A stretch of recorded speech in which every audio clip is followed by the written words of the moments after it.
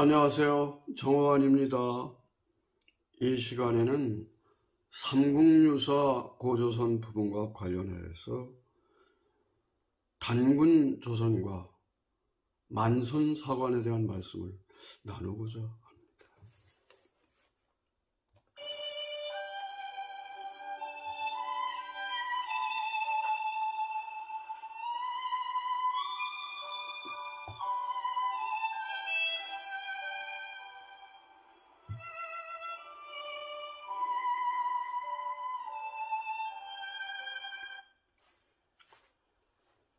만선 사관이라는 게 무엇입니까? 이가 만주의 역사와 조선의 역사를 보는 하나의 역사적인 관점을 말하는 것이죠. 20세기에 들어와서 일본의 식민사학자들이 어떤 그 식민 지배를 위한 학문적인 하나의 토대를 놓은 그런 역사적인 하나의 주장이라고 그렇게 이해를 하면 되겠습니다. 만선의 만은 만주고 만선의 선은 조선 아니겠습니까?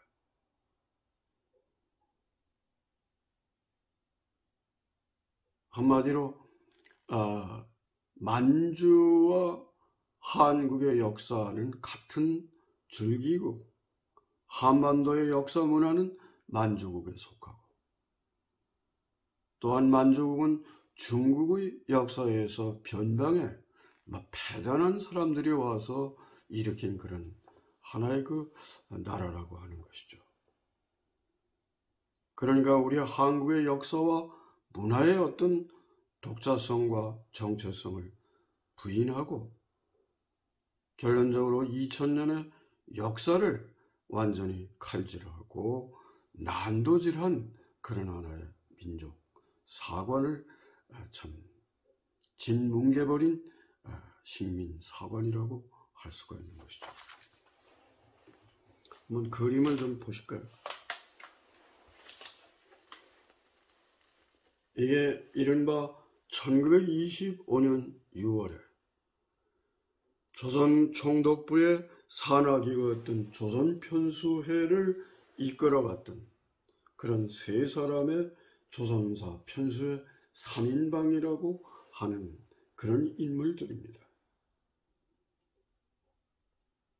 가장 식민사관의 주춧돌을 놓았던 구로이타 가츠미, 흑판 승리죠.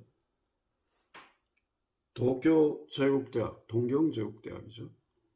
교수로서 일본의 고문서학을 집성해서 한마디로 단군 조선을 편년사에 넣어서는 안 된다. 자기가 연구 결과에 따라서 내린 결론은 그겁니다. 뭐냐? 역사 연구와 그리고 고고학의 연구는 그 지역의 시간과 공간을 지배한다는 그런 어떤 기반 위에서 그런 어떤 기초 위에서 이러한 결론을 도출해낸 겁니다. 사료 편찬을 위해서 이 구로이다 가츠미는 여러 차례 유럽에도 2차례나 유학을 갔고 또는 이제 우리 조선에도 와가지고 백제사는 백제사, 신라사는 신라사와 관련한 그런 사료 편찬을 위해서 답사도 하고 그런 조선사 편수회의 고문으로서 역할을 한 것이죠. 한마디로 조선사 편수회에서 조선사라고 하는 책을 만들어내는데 가장 지도적인, 가장 아주 원형적 어떤 사상적 그런 어떤 흐름을 형성한 사람입니다. 결론은 일본서의 조선사가 편입되어야 된다는 것이죠. 정치적으로 보면 일본의 조선이 병합이 되는 것은, 통합이 되는 것은 너무나 당연하지 않느냐. 또 이나바 이와기치라고 하는 사람은 도엽 암길이라고 이제 한자 이름인데요. 말하자면 이런 만선사관을 주도하고 실행하고 조직했던 그런 주도자였습니다.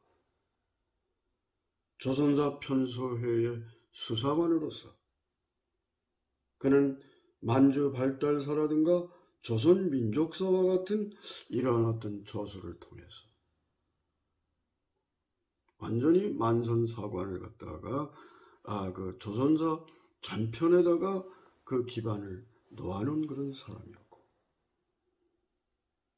이만희시르는 1926년에 와서 경성제국대학 법문학부 조선사를 강의하는 교수로 있었습니다.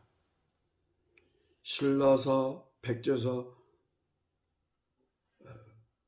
조선고사연구와 같은 이런 그 저술을 했는데, 조선사 편수회의 하나의 그 위원으로서 말하자면 발해의 역사는 조선사가 아니다. 그러니까 조선사에 발해를 넣는 것은 그건 말도 안 되는 것이다. 발해가 어떤 나라입니까? 말하자면 우리 한국 역사에서 남북국 시대 신라 제30대 문무왕이 그런 통일신라를 이룬 이후에 남에는 통일신라가 있고 북에는 하나의 발해국이 있었습니다. 고구려가 망한 그 영토의 1.5배가 되는 그 지역에 오경 15부 62주라고 하는 광대한 방 2천리에서 문헌에 따른 약 5천리가 넘는 그런 땅의 그 영역을 갖다가 차지했던 남북국 시대가 우리 역사에서 가장 넓은 영역을 우리가 기억할 수 있지 않습니까?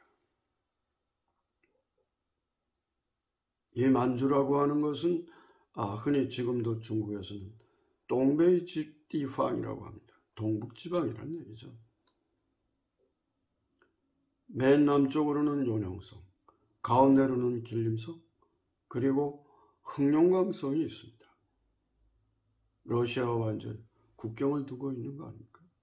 송화강과 그리고 흑룡강, 그리고 이제 그 소요와 동요화가 합쳐서 흐르는 그 요하 이론에 걸치는 그러한 광대한 그 지역에 우리의 그 한국 고대사의 터전이었던 그것을 우리가 알 수 있는 것이죠.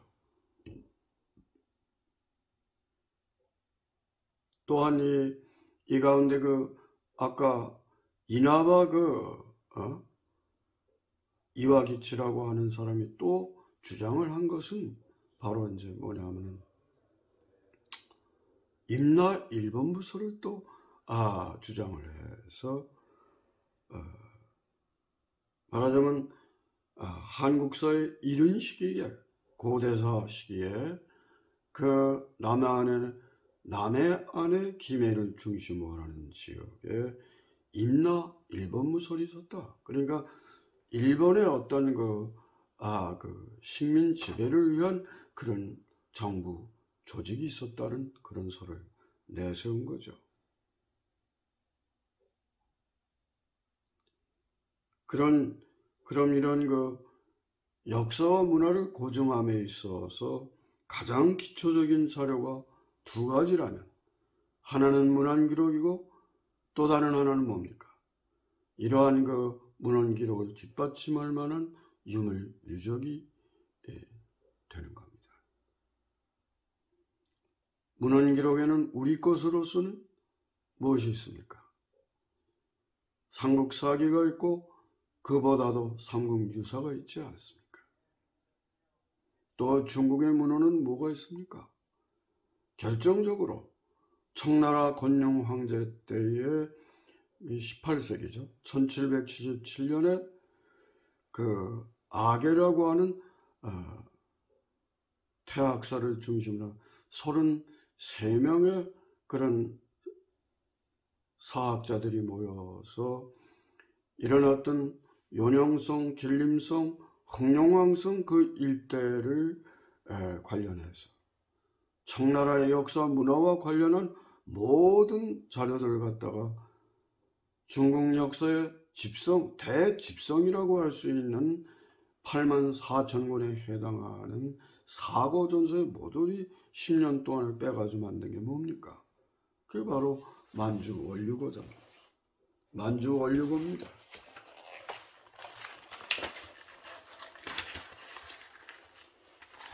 이게 바로 만주원류고인데, 이게 말하자면 이제 이 지역 아닙니까? 이 지역. 이 지역이 이제 만주원류고에 해당하는 지역들이죠. 남쪽에는 통일신라, 북쪽에는 어떤 발해가 있음으로 해서 하나의 남북국 시대를 열었는데, 이 만주원류고를 잘 들여다보면은 그 책의 약 3분의 1 이상이 부여와 발해와 그 다음에 백제와 신라가 거기 그 역사가 나라의 어떤 풍속이 또 부분적이지만 언어가 그렇게 담겨져 있습니다. 또 고대 문헌으로서는 중국의 문헌으로서는 한나라, 수나라, 당나라 뭐 이런 것이 없을 때 그 이전의 시기의 역사와 지리에 대해서 그렇게 기록을 해놓은 것이 전환시대의 유향과 그의 아들 유흠이 공동으로 편집했던 산해경이 있다고 그랬잖아요. 그럼 이런 산해경에 어떤 내용이 나오는가? 해내경 권 18에 보게 되면은 중국의 동쪽 바다에 북해지구의 북쪽 바다의 모퉁이에, 이건 산동반도와 요동반도 사이에 있는 발해가 되는 거죠. 거기에 조선이라는 나라가 있고 그 조선의 서쪽에 천축이라는 나라가 있었다. 그럼 이런 산해경이라든가 만주원류고라든가와 같은 중국 사료와 우리나라의 삼국유사나 삼국사기와 같은 이런 문헌 기록을 뒷받침할 만한 유물유적은 무엇이 있을까요? 전 세계 고인돌의 분포로 봐서 약 60%에 해당하는 그런 고인돌, 돌멘의 같은 분포가 한반도의 그냥 화순과 고창과 강화도를 중심으로 하는 한반도 전역에 있는 고인돌, 또 만주 전역에 분포되어 있는 그런 고인돌이 있고, 청동의 시대에 나왔던 비파형 청동검이 있지 않습니까?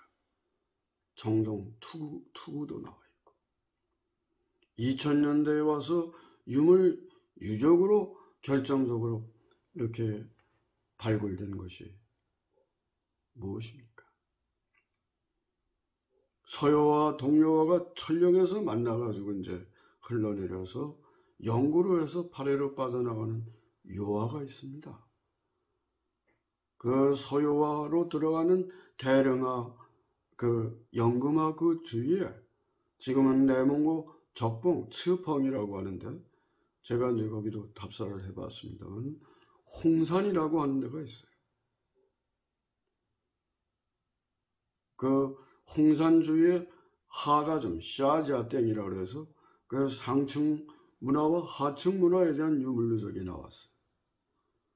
홍산 문화 우화령에서 나온 게 무엇입니까? 하늘에 제사 지낸 천단터, 그 다음에 여신에게 지냈던 어떤 사당, 여신묘가 있고, 중원에는 찾아볼 수 없는 고구려 발해 고조선 지역에서만 나오는 돌을 쌓아서 만든 무덤 양식, 적석총이 나왔고, 보기에 따라서 시차형으로 보이는 옥기가 나왔다 이 말입니다. 또 무엇을 갖다가 우리가 그럼 그 일본에서 이러한 그 중국 문헌에 나오는 산해경이나 이런 어떤 그 만주 원료와 같은 사료가 없지 않습니까? 삼국유사와 같은 것이 없지 않습니까? 그런데 어떻게 이 만선사관이 가장 공명정대한 그런 조선사라고 할 수가 있겠습니까?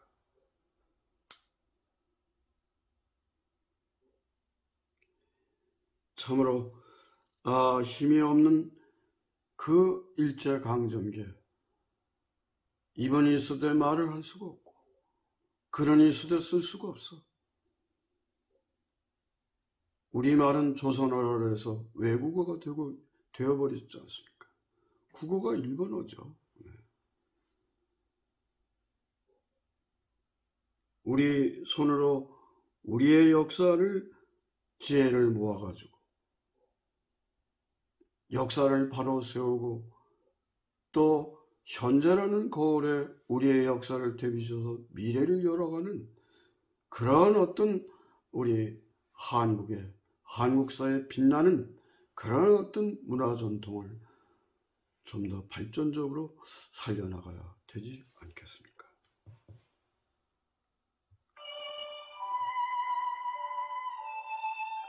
장풍이 몰아치는 차원 벌판에